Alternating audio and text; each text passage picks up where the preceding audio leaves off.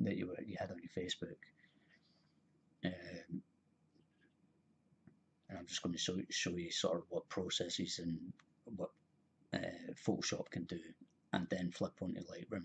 And I really do think you'd get the benefit. Lightroom would be a lot better for the stuff that you're wanting to use on it. Anyway, so I've got the picture up. I've just, as I said, just grabbed it and loaded it up. And this is how it comes up on Photoshop, as you know. You want to understand about layers. I just unlocked it there. It's usually locked for images, so the first thing you have to do is you have to unlock it so you can play about with the image. So understanding layers, there's a little layer button in there, and you see like that pops up. Now what you can do from here is you can actually just pick a colour. So let's see, well, let's pick, it doesn't matter. And then you can scribble all over top of it. You might think it's ruined it, but as you can see, it's in two separate sort of little areas kind of thing. So if you undo that, you haven't ruined your image, essentially. Whereas if you were to do it on top of that, it's actually physically on top of the image. So that's essentially ruined your image. But because it's computers, you can actually do away with it. So in order to protect the image, you really want to use the layers, so that you shouldn't really ever draw on this layer or do anything on this layer. You can do things that are on top of it. As you can see, like, layers get stacked on top of each other, and it's essentially like a thin translucent film, like they would do in animation. And you can transparent, sorry, and you can stack these transparent layers on top of each other. So again, you can put that one on there, and with this, you can, if you double click it, you get this other image, this other menu coming up. All right, one second. Right, sorry about that. Yeah, so this other menu comes up, and from here you can do various things with it, but it just influences this one layer that you've just put on. It doesn't touch this at all. You can see that that's highlighted. That's a bit lighter. So whatever you do on this layer won't affect that one at all. And so you can do various things. I mean, this is generally just for the art side of things. Really doesn't work for cameras and for actual pictures and stuff. So you get your bevel and emboss, which is sort of makes it 3D, and with a 3D effect you can sort of change it. I mean, the best thing to do is just to go and play about with it and see what sort of. I mean, this is where you could use this stuff. A lot of people use this stuff now to do like posters and adverts and stuff like that, and make it look sort of fancy kind of thing, you know. So you've obviously seen techniques like this before on pictures and stuff like that. So you got like inner glows, and again, probably nothing that you would want to do for your photographs, but it could be good to know if you were ever wanted to do posters and stuff like that, if somebody asks you to do it. So you can sort of muck about, and like these are sort of like filters, more applying to you with camera work and stuff like that. These are filters. So turn the gradient off, and you can actually just go straight into the normal blending options. So this is nothing fancy on it, and you can actually just go into the filter, so you can dissolve it. And again, you can just play a bit with these. But these are just like filters that you would put on your camera. And again, sometimes you can use it to good effect. What I would use, I mean, I'll actually show you. I mean, what it is, just play a bit with this sort of stuff. But I don't think it would take, like with the drawing and stuff like that on it. I mean, that's probably not going to relate to you, but this is just an example. So yeah, so I've turned that off, and I'm just going to delete it. And you can see that your picture's still there. There's nothing's been tampered with on it or anything like that. What I could or what you could use this for is there's a thing called, and this is quite an advanced thing, it's called a gradient map. So you just go down into this black and white circle here. I'm going to a gradient map, and what gradient map will do is it'll bring up a gradient. Now this is like fetching from one colour to another colour. So you can jump on here and you can change it to, well, whatever colour you want.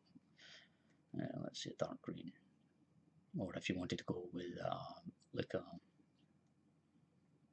a sepia tone or whatever, and then you can sort of grade it so it's all going to be more white or it's going to be more dark. So what it's essentially saying is like the colour on the left, if you've got it over here, is going to be more stronger than the colour on the right, and then vice versa. But the other way, yeah. But what you can do with these is you can actually, so as you can see up the top here, you've got various sort of presets that you can sort of muck about with and stuff like that. Well, let's just go back. Let's go back to the sepia tone, because that might be something that you could use. Oh, that's nice, like that. Right. So once you've got that, you could actually go back onto, and the filters that I was talking about before in that menu are actually sat on here. So again, like you've got it highlighted, so that's a layer that you want to use. Again, this isn't, so if you turn that off, you put your stuff there.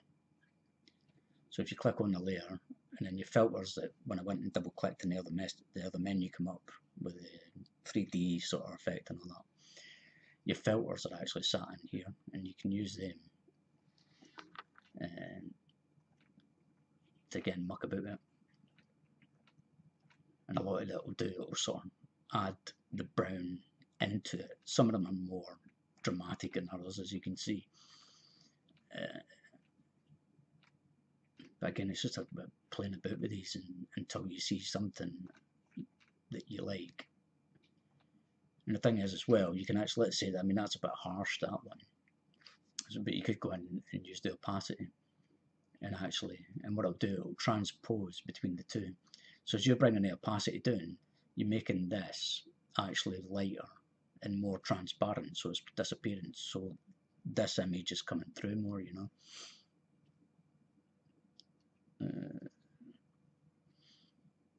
Yeah, it looks alright. Another thing you can do, which would probably prevalent to you as well, is you can actually put an adjustment layer on here. If I can find it.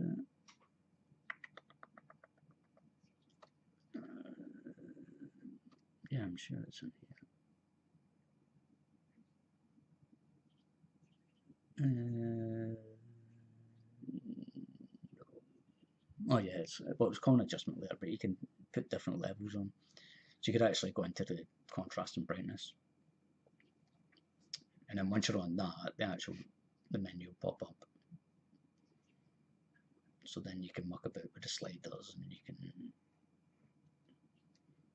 you can actually see what suits you. I mean, the best thing you do is actually just sit and play a bit with them, but I know it's quite daunting if there's so much to bloody take in. But the most important thing is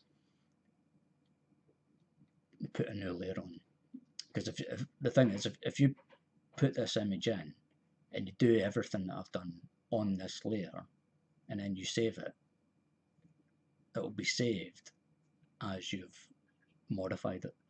It won't save the original image. So as long as you keep it on these layers, that layer will be fine. That layer won't be affected. So you can just turn these off and it'll go back to the original image. But the thing is, like, I mean, I'll show you in a minute with Lightroom. Lightroom you can do all this sort of stuff with easy. And I think Lightroom's been set up for photographers to actually muck about with. I mean, Photoshop's more like a sort of broad brush kind of thing, where you can just sort of do sort of simplistic effects on it, and it's pretty handy for the majority of people. But like for photography and getting the best out of each photo, Lightroom's got like it's a more nuanced kind of thing. You you can muck about with each colour, each individual colour separately, whereas Photoshop's mostly got like different sort of channels that you can sort of muck about with. So you can sort of do a black and white one, you know, and you can sort of muck about with these and get different effects on it, you know, but it's still not as good as what Lightroom is. Hue and saturation, so you can change the total colour palette if you wanted to. And oh, that's quite good actually. I quite like that. That's quite autumnish, isn't it? But then you're getting into psychedelic stuff. So again, it's mostly just subtler stuff kind of thing, you know. You want probably doing contrast and stuff like that. Colour balances. I mean, like, with the colour balance on this, you've only got the 3. And you've got shadows and highlights and midtones as well, so you can essentially that's 9 then. But you can sort of switch between if you want it to be more grey. So you can sort of just play about these until you get the tones right. But again, it's like an overall image adjustment that isn't nuanced like what Lightroom is, and I'll show you that in a minute.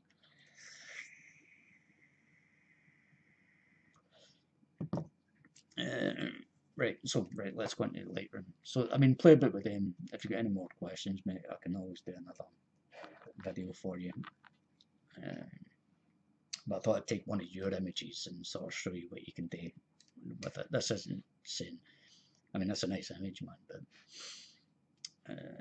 I'm not saying that this is what you should do with your image. I'm just sort of giving you stuff so you can play about with it. And your eye with photography is probably a lot better than my eye is, because I'm always looking at it from an arty point of view or a painter's point of view, you know, which is nowhere near as scientific or accurate as what a photographer is, you know, because a photographer is usually dealing with real light and stuff, you know, whereas a painter, you can add in whatever light you want. Do you know what I mean? It's totally up to you.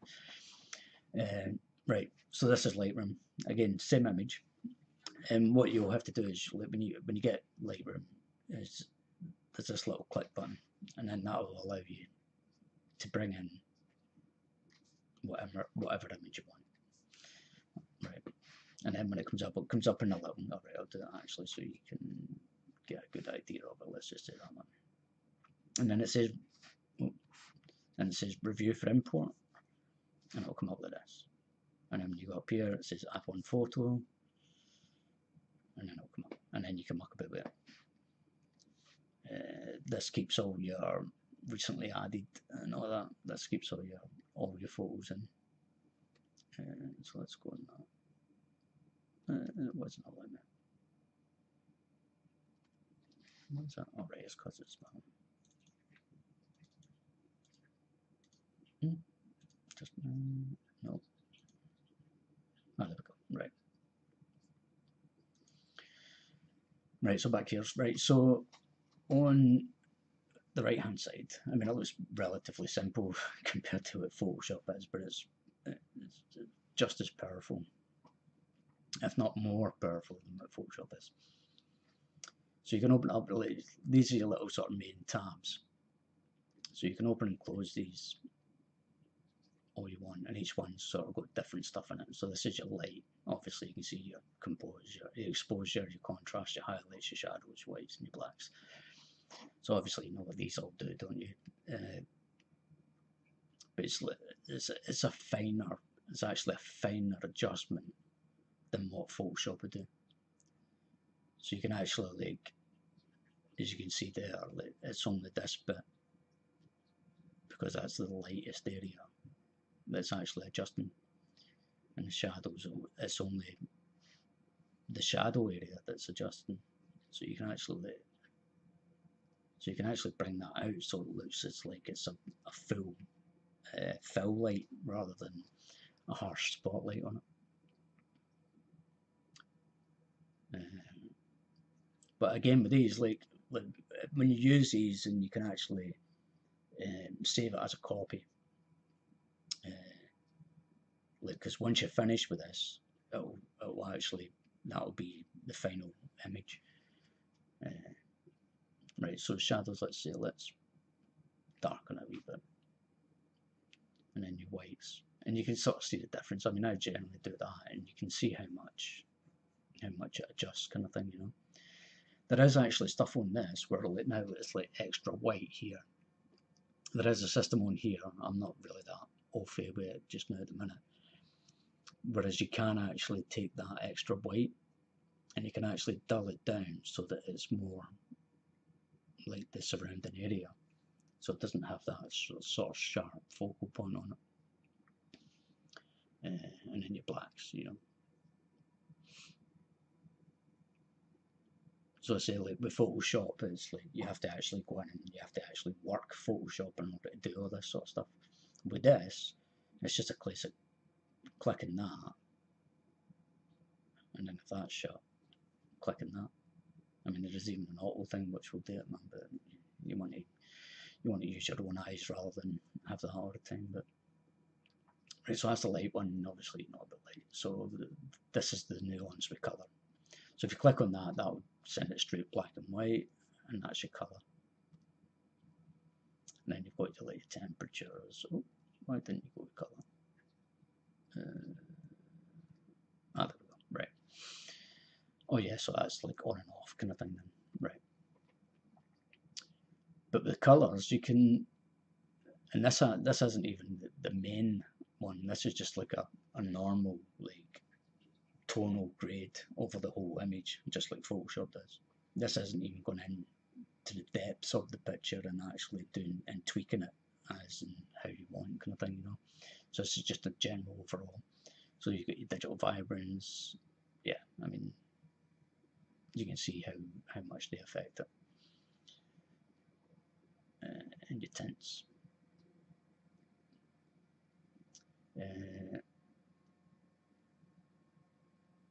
Oh, there we go. There's the color of what you want. This is the bit which you're going to love, because this is going to be like mixture between the tonal stuff on the light and the color stuff.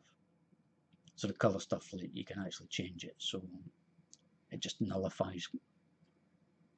Like, so if you click on the green, it'll just concentrate on that green, and it'll just either bump it right up if you need it, or it'll take it right down. And obviously you can change the brightness of that and right up. So as you can see, I mean, it doesn't even affect any of the rest of the image. It just narrows down that color band, and it just deals with that, which is why I think this is probably going to be more what you're looking for.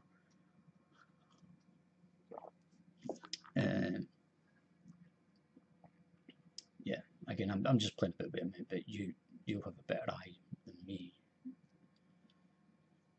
so you can sort of. And what I'll do is I'll, like, after I played a bit with this, and and this has come from an artistic point of view, but absolutely no real idea about photography. So I'm just mucking about. But what I'll do is I'll show you like the subtle differences, because I've still got the original image on Photoshop, and I'll show you the contrasting between the two of them and how subtle it can be between each one. And then like, you've got effects as well. Effects is like, as you can see, clarity, so smudge it and sharpen it. So you've got like your HDR. I think sometimes that can be a bit too harsh in photographs, but oh, there you go. There's a dehaze. We're going back to the 70s, man, Jesus. And you've got a vignette, and so it goes either way, kind of thing. And then detailing, and this is like sharpening, and again, like with HDR effects.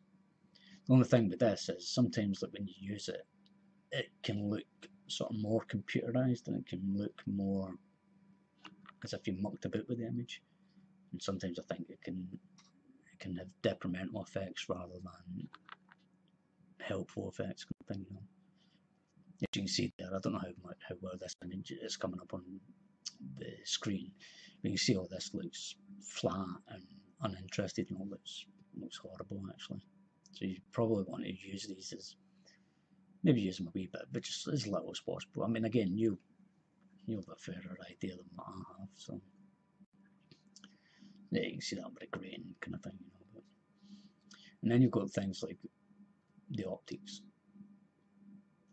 So I think you can use this for, alright, I don't know. I was thinking something else, maybe it's the geometry I was thinking of. Oh yeah, this is like how you can it sort of auto fixes it for you. And again, you don't really need to play about with that, I don't think. But let's let these four here are the ones that will be interesting to you, I think.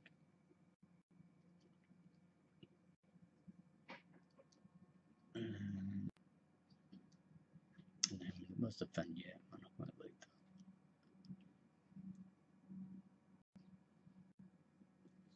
Let's see, and then whites. Let's get some saturation.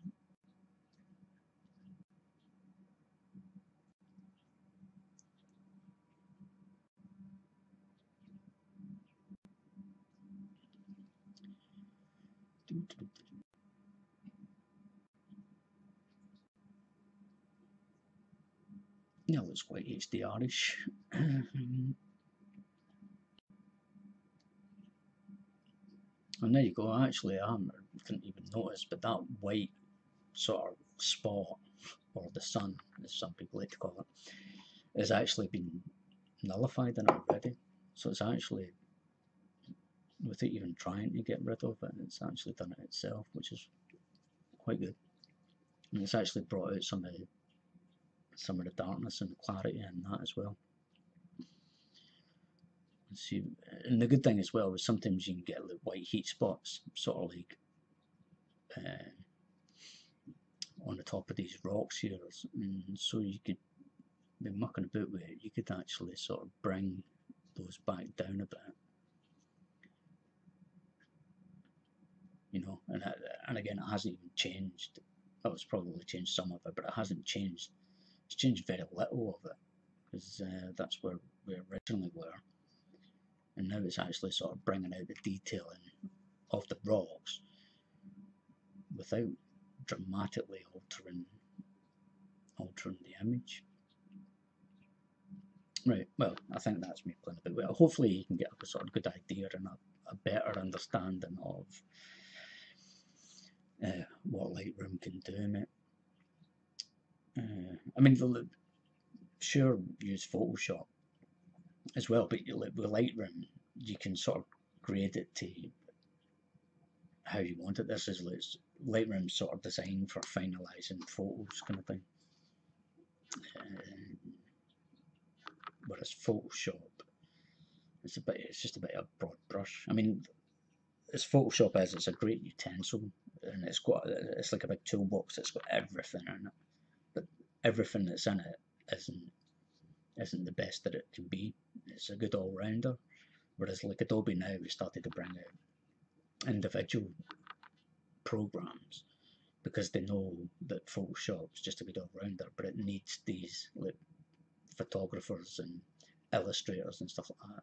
They need the extra tools and the extra nuance that Photoshop just doesn't do it. I mean, Photoshop will do it great up until a point, but then if you want to step into the next sort of level, Lightroom's the best way to go. But I mean, for you, what I would suggest is just forget about Photoshop just now, because you're primarily just dealing with the clarity and the pictures and the hues and that and you want to get it to look as sharp as possible. So I would concentrate on Lightroom, and then if you want to do like an advert with putting different pictures on an image, so you can create a sort of collection of images and put them on the same sort of sheet of paper, then you can use Photoshop to do that kind of thing, you know. So yeah, so that's the image that I just mucked about with. Hold on, just wait. If I grab it. Oh yeah, and then there's the image.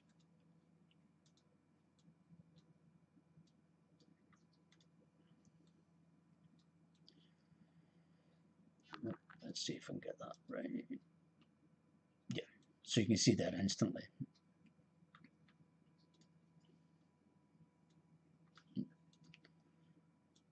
And that's just about 5-10 minute mucking about with it. You can see how much life and how much, and again, this again, you've got better eyes than I have, but you can see the richness of the image that's coming out. I mean, that image on the left, the original one, is a great wee image of. That's why I picked it. I liked it, you know. But I'm just going to let it show you the diversity and the brilliance that you can do just with playing a bit on Lightroom. Yeah, no, there you go.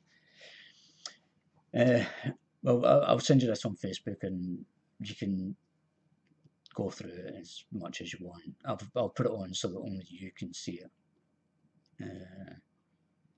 And if you got any questions, mate, don't be scared to ask. Again, I might have jumped over something where you're like, oh Christ, I wish you'd went over more back. But yeah, I mean, you can play it back and play it back and play it back and play it back as much as you want, can you? So, but if again, any questions, give us a shout, mate, and hopefully I can help you.